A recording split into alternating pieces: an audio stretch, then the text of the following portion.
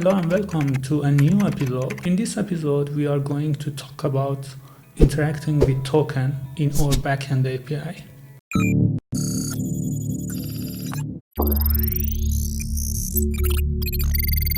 As you see, by now, we are able to retrieve the BNB balance and also perform BNB transactions on our blockchain. But we don't have any way to transfer tokens via our wallet application. For that to implement, first I need to explain a little how tokens work in Ethereum blockchain. And after that, we are going to see the code, how we are going to implement it. So let's dive into the code. As you see here, I can already get the BUSD balance and a transaction that I sent to another wallet. And as you see here, the icon, it's a token transaction. It's not BNB, it's BUSD. So let's dive to the theory stuff about tokens. First of all, you should know each token in Ethereum blockchain has a application binary interface. All of the tokens that use ERC20 specification need to have some interface, some standard interface that we can interact to. There are several functions that a token need to implement so they be ERC20 compliant. But the main function that we are going to use is balance off and transfer. So actually it's just a JSON structure that we give it to our transaction. And we say, hey, please execute transfer function inside this contract. And the contract is actually the address of a token inside blockchain. It's like a wallet address. So now that we know what is ABI, let's see inside the transaction objects what is different when we are going to have a BNB transaction that is the coin or a token transaction like BUSD that is a token. First, let's explain you the coin transaction because this is something we already implemented. So when a transaction happens in blockchain, we get a transaction object. That this transaction object has from address, to address, and the value.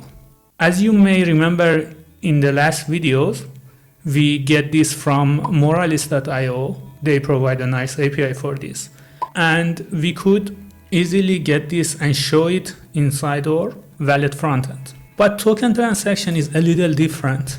You see, when you are transferring some token, you are not actually talking to the destination wallet. You are talking to the contract. You are asking contract to send this token to the new person. So actually you need to talk to the contract and give it the value and the wallet address of the receiver.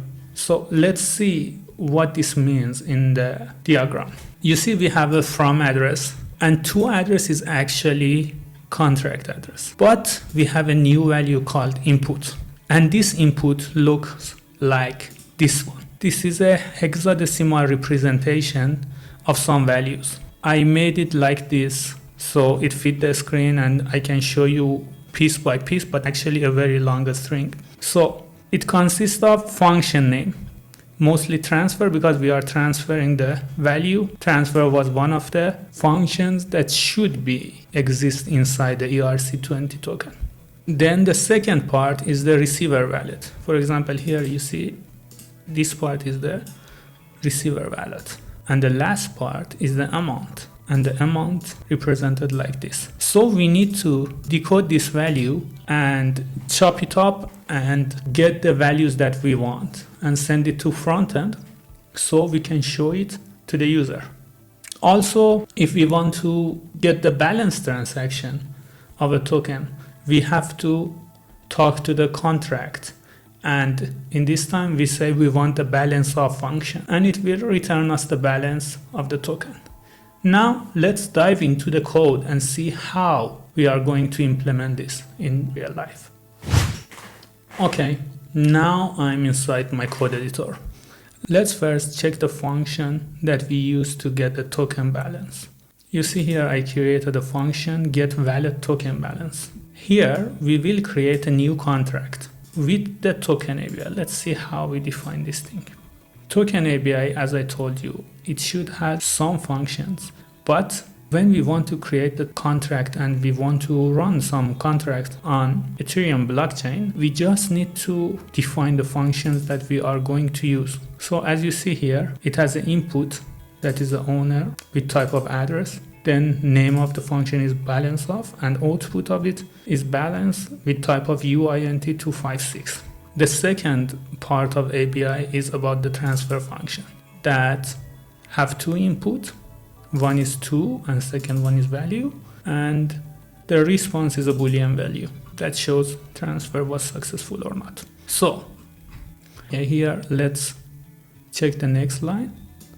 After we create the contract with token API and token address, token address is a variable that I created here, and it has the address of BUSD token contract inside BNB test network. This is just dummy address. This is for token that we are going to implement ourselves. Like it's the token only for us. We own this token and it's a token for our wallet. So still I didn't create it. So it's a placeholder only.